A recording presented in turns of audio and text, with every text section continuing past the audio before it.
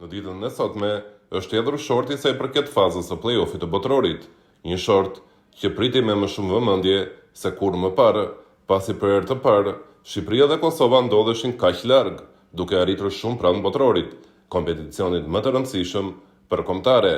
Por si ishte shorti për Kuqezinjt dhe Dardanët? Në fazën gjysmëfinale, Shqipëria ka kapur kundërshtarin e dytë më të lehtë mundshëm, Polonin. Kjo ndeshje do të luhet në transfertën e Varshavës. Kundërshtari më i mirë do të ishte Slovakia, që për fat të mirë ka kaluar te Kosova. Ndërkohë Walesi dhe Çekia ishin të rëndësishëm për të evituar, duke parë lojtarët dhe forcën fizike të tyre.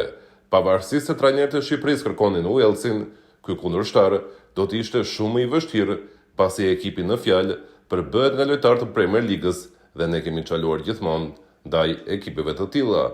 Ndërkohë në fazën finale, Shqipëria do të luajë kundër Ukrainës ose Suedisë. Menjëherë pas shortit, kreu i Federatës Shqiptare të Futbollit, Armand Duka, ka buzëqeshur duke u letësuar pasi në fazën e parë ndodhej Italia dhe Walesi, pra një përballje me Italinë në finale dhe një përballje me Walesin në gjysmëfinale. Buzëqeshja nuk më pëlqente çifti i parë, Italia dhe Walesi. Hoqëm këtë grup të vështirë dhe prandaj qesha, kur i shmangëm, nuk isha ndonjë preferencë, pasi janë të gjitha të forta. Jam i buzëqeshur pasi jemi në play-off dhe duan falendëruar të gjithë, nga stafi të lojtarët. Do të provoj mundësitë tona në mars. Në një diskutim që kishim rrugës, unë doja në short Slovakin, ndërsa të tjerët donin Walesin, tha Armand Duka. Por mes këtij fati të mirë të Shqipërisë, ka edhe pak shije të keqe. Kjo pasi Shqipëria nuk do të luajë asnjë ndeshje në shtëpi, nuk do të zbresi më në Air Albania.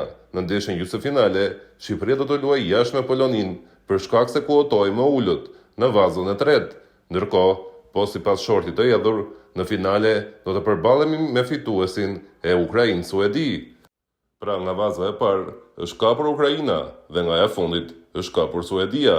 Dhe kjo ndeshje do të luhet në transfert, por nëse fiton Ukraina duelin, do ta luajmë në fushë asianse për shkak të problemeve të Ukrainës. Ndërkohë nëse fiton Suedia, atëherë do ta luajmë në një transfer të vërtet në Stockholm. Nga ana tjetër, Kosova kishte një short paksa më të vështirë. Në gjysmëfinale, Kosova ka gjetur kundërshtarin më të lehtë mundshëm, Slovakin. Problemi qëndron në fazën finale, atje ku Kosova ka gjetur Turqinë, që ka një koeficient vështirësie të një niveli shumë të lartë. Por për fatin e mirë të Dardanëve, Kosova do ta presë në shtëpi Turqinë, duke ulur kështu më shumë diferencat dhe duke e bërë paksa më të kalueshme situatën.